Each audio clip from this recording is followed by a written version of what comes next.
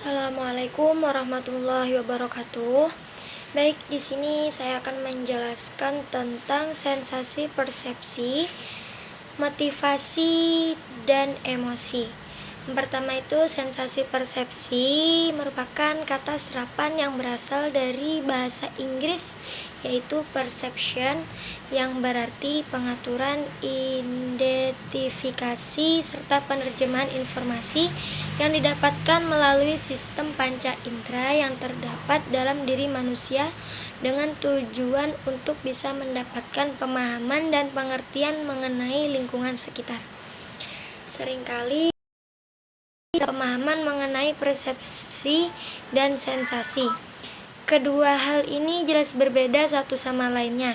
Sensasi hanya kesan sesaat saja ketika stimulus baru diterima oleh otak dan belum sempat diorganisasikan dengan stimulus lain serta ingatan-ingatan yang berkaitan dengan stimulus tersebut. Sedangkan persepsi, ketika otak mendapatkan stimulus misalnya saja tentang rabaan meja yang terasa kasar, banyaknya coretan di atas meja, serta kenangan di masa lalu menggunakan meja yang mirip, kemudian tulisan akan menjadi jelek. Ada banyak sekali definisi terkait persepsi. Jika diartikan secara sederhana, maka persepsi adalah cara seseorang untuk memahami sesuatu ataupun cara bagaimana mereka melihat sebuah objek. Persepsi juga dapat diartikan sebagai proses untuk memahami dan memberikan makna mengenai sebuah informasi pada stimulus. Stimulus dipaparkan dari panca indera manusia. Melalui persepsi inilah proses kognisi dapat dimulai. Di sini ada persepsi menurut para ahli itu. Menurut Davidoff, persepsi adalah proses pengorganisasian serta penginterpretasian pada stimulus yang dilakukan oleh individu sehingga nantinya didapatkan sesuatu hal yang berarti dan menjadi aktivitas yang terintegrasi dalam diri seseorang. Dari sisi psikologi, dapat dikatakan jika persepsi merupakan tingkah laku seseorang yang menjadi fungsi dari bagaimana cara mereka memandang. Semua persepsi yang ada di dalam psikolog melibatkan adanya sinyal serta sistem saraf. Sinyal ditimbulkan sebagai bentuk akibat dari adanya rangsangan fisik serta kimiawi terhadap indera.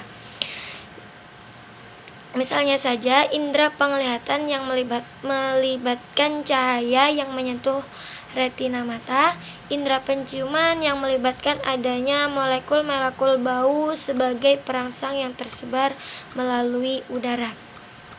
Dan yang kedua itu motivasi. Motivasi berasal dari kata lain mover yang berarti dorongan atau bahasa Inggrisnya itu to move. Motif diartikan sebagai kekuatan yang terdapat dalam diri organisme yang mendorong untuk berbuat. Motif tidak berdiri sendiri, tetapi saling berkaitan dengan faktor-faktor lain, baik faktor eksternal maupun faktor internal. Hal-hal yang mempengaruhi motif disebut motivasi. Menurut Deddy Permadi, motivasi adalah dorongan dari dalam untuk berbuat sesuatu, baik yang positif maupun yang negatif. Motivasi adalah gejala psikologi dalam bentuk dorongan yang timbul pada diri seseorang secara sadar untuk melakukan sesuatu tindakan dengan tujuan tertentu. Motivasi juga bisa dalam bentuk usaha-usaha yang dapat menyebabkan seseorang atau kelompok orang tertentu tergerak melakukan sesuatu karena ingin mencapai tujuan yang dikehendakinya atau mendapat kepuasan dengan perbuatannya.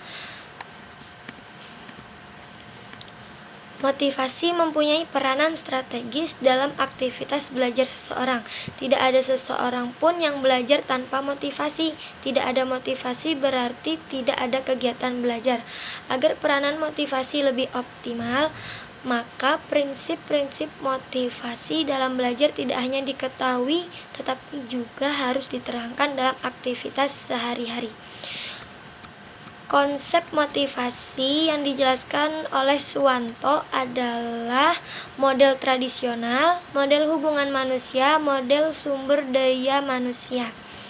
Jenis motivasi ada dua macam. Yang pertama, motivasi intrinsik. Itu adalah motif-motif yang menjadi aktif atau berfungsinya tidak perlu dirangsang dari luar, karena dalam diri setiap individu sudah ada dorongan untuk melakukan sesuatu. Yang kedua itu motivasi ekstrinsik. Motivasi ekstrinsik adalah motif-motif yang aktif dan berfungsinya karena adanya perangsang dari luar.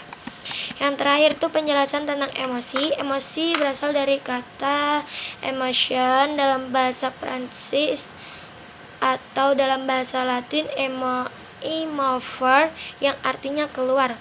Secara etimologisnya, emosi diartikan bergerak keluar. Emosi merupakan sesuatu konsep yang luas dan tidak dapat dispesifikkan. Emosi merupakan sesuatu reaksi bisa positif maupun negatif sebagai dampak dari rangsangan dari dalam diri sendiri maupun dari luar.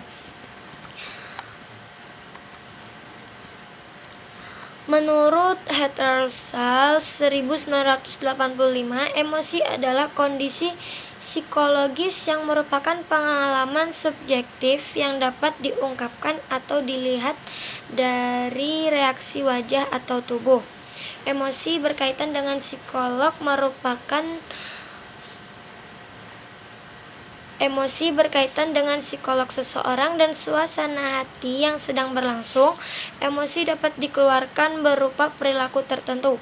Perasaan dan perilaku saling terhubung dengan emosi. Emosi berarti isi hati yang dituangkan dalam ekspresi fisik. Unsur-unsur perasaan. Perasaan itu bersifat subjektif daripada gejala lain yang dikenal. Bersangkut paut dengan gejala mengenal, perasaan yang dialami sebagai rasa senang atau tidak senang dengan tingkatan yang berbeda-beda. Perasaan lebih erat dengan pribadi seseorang dan berkaitan dengan kejiwaan lainnya, sehingga perasaan satu orang dengan orang lain tidak sama. Cukup sekian penjelasan dari saya. Wassalamualaikum warahmatullahi wabarakatuh.